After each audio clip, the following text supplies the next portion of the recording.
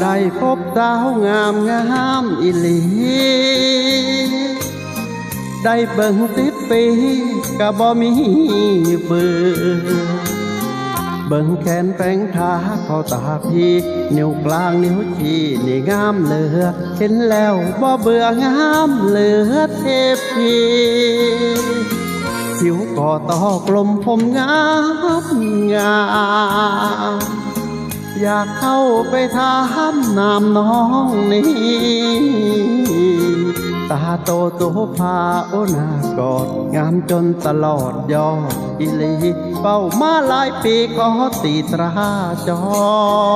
งยิ้มให้พี่หน่อยจักหน่อยให้ได้บอกที่สิเกี่ยวพ่อไปขอมันน้องอายุพี่นั้นเขาเลข4แต่ตัวน้องยัง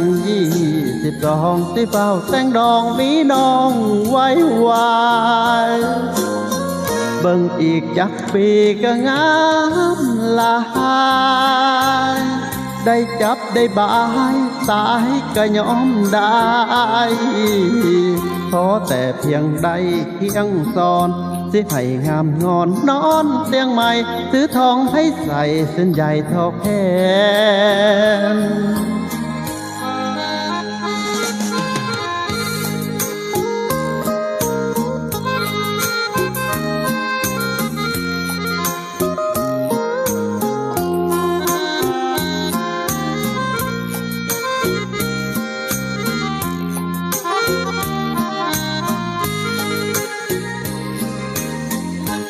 ยิ้มให้พี่หน่อยจักหน่อยให้ได้บอกที่สิเกี่ยวพ่อไปขอมันน้อง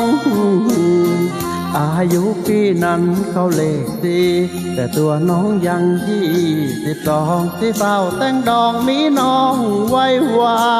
ยเบิ่งอีกจักปีก็งามหลายได้จับได้บายตายก็ยอมได้ขอแต่เพียงใดเพียงสอนที่ให้งามงอนนอนเตียงใหม่ซื้อทองให้ใส่เส้นใหญ่เท่าแขน